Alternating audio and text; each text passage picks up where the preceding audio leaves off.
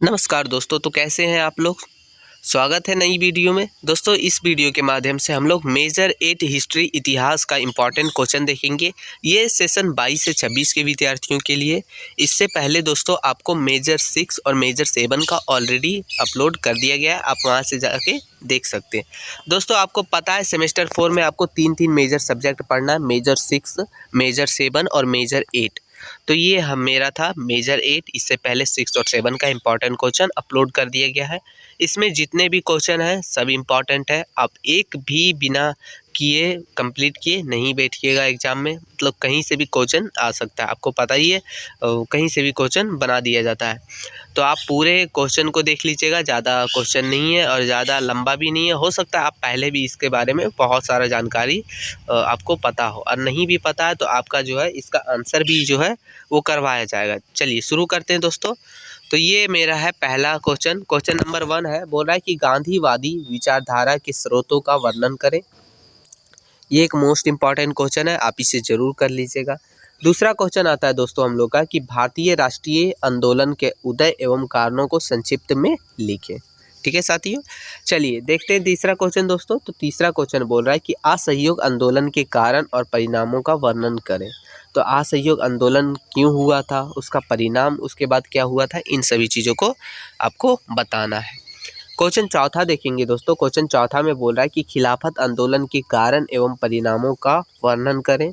तो खिलाफत आंदोलन, असहयोग आंदोलन, सविनय अवज्ञा आंदोलन, फिर आपका हो गया भारत छोड़ो आंदोलन, ये है। ठीक है, पांचवा देखिए, सविनय अवज्ञा आंदोलन के कारण एवं परिणामों का वर्णन करें। छठा है भारत छोड़ो आंदोलन के कारण एवं परिणामों का वर्णन करें।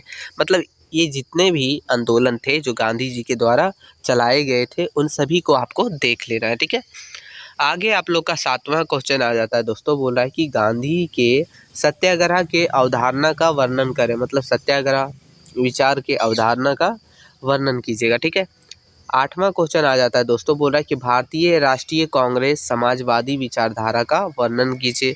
मतलब भारतीय राष्ट्रीय कांग्रेस क्या जो समाजवादी विचारधारा था उससे आप क्या समझते हैं, उसको जो है आपको बताना है, लिखना है। 9वां आ जाता है दोस्तों। बोल रहा है कि भारतीय राष्ट्रीय कांग्रेस वामपंथी विचारधारा का वर्णन कीजिए। ये है समाजवादी विचारधारा, ये है वामपंथी विचारधारा। तो ये दोनों में से एक आने का चांसेस है, तो आप इसे देख लीजिएगा। 10वां क्वेश्चन हो जाता है हम लोग का दोस्तों। बोला है कि साइमन कमीशन पर संक्षिप्त टिप्पणी लिखें। मतलब साइमन कमीशन जो है वो क्या था, उसकी शुरुआत कब हुई, उसका कारण क्या था, उसका विशेषताएं क्या थी, मतलब इन सभी चीज़ों को आपको देख लेना है। 11 नंबर क्वेश्चन आ जाता है हम लोग का दोस्तों। बोल रहा है कि नेहरू रिपोर्ट पर एक निबंध लिखे। मतलब नेहरू रिपोर्ट से आप क्या समझते हैं, उसकी विशेषताएं क्या हैं, उसका जो है शुरुआत कब हुआ था, उसकी विशेषताएं क्या है, उसका महत्व क्या है, उसका परिणाम क्या हुआ, इन सभी चीज़ों को, मतलब इससे रिलेटेड जो भी है ना, आपको पूरा पढ़ लेना है। नेहरू रिपोर्ट क्या है, क्या नहीं है, क्यों हुआ था, कब हुआ था, कैसे हुआ था, इन सभी चीज़ों को आपको देख लेना है। ठीक है दोस्तों, चलिए अब हम लोग का दोस्तों 12 नंबर क्वेश्चन है, वो है कि गोलमेज सम्मेलन से आप क्या समझते हैं। गोलमेज सम्मेलन हुआ था, आपको पता है, टोटल 3 हुआ था। ठीक है, तो ये इससे आप क्या समझते हैं, और तीनों गोलमेज सम्मेलन के बारे में बताएं। ठीक है, एक एक करके आपको बताना है। पहले आपको लिख देना है गोलमेज सम्मेलन क्या है, उसके बाद एक एक करके लिखिएगा जो भी है। ठीक है, 13 नंबर क्वेश्चन हम लोग का है। बोला कि गांधी इरविन समझौता पर एक संक्षिप्त टिप्पणी लिखे। मतलब गांधी इरविन समझौता में क्या हुआ था, उसकी जो है प्रभाव क्या पड़ा था, विशेषताएं क्या थी, इन सभी चीज़ों को आपको देख लेना।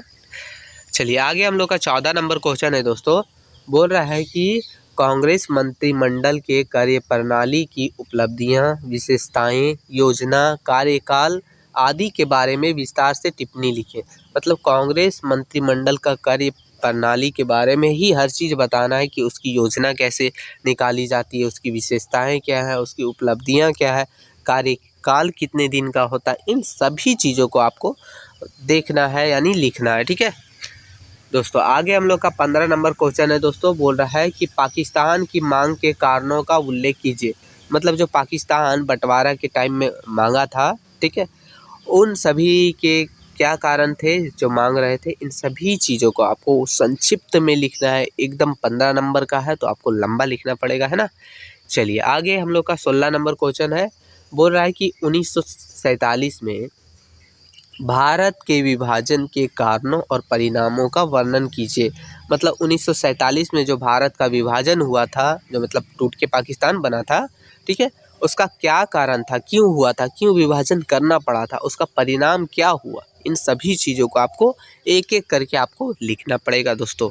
तो यही टोटल हम लोग का जो है 16 क्वेश्चन ही है, जो आपके लिए मोस्ट इम्पॉर्टेंट है। मेजर 8 में आपका यही 16 क्वेश्चन अगर आप कर लिए हैं तो आप समझ लीजिए कि आपका इसमें 90+ नंबर आ ही जाएगा।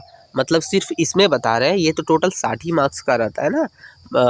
बाकी जो आपका रहेगा सब्जेक्टिव रहता है 2 ठो, जो 5 नंबर का, और ऑब्जेक्टिव रहता है। तो आप लॉन्ग टाइप कर रहे हैं तो आपका जो है शॉर्ट टाइप वाला जो 5 नंबर वाला वो ऑलरेडी बन जाएगा, है ना। और रहा ऑब्जेक्टिव, तो आप ये सब पढ़िएगा तो आपको डेट वगैरह याद हो जाएगा, किसने किया, कब किया, इन सभी चीज़ों को देख लीजिएगा, वो बताया जाएगा आपको, ठीक है। ऑब्जेक्टिव किस टाइप का आएगा। तो यही था दोस्तों। अगर आपको इसका PDF चाहिए तो क्या करना है, टेलीग्राम चैनल का लिंक दिया गया है, आप जाके ज्वाइन हो जाइएगा। वहाँ बिल्कुल फ्री में PDF जो है अपलोड कर दिया जाता है।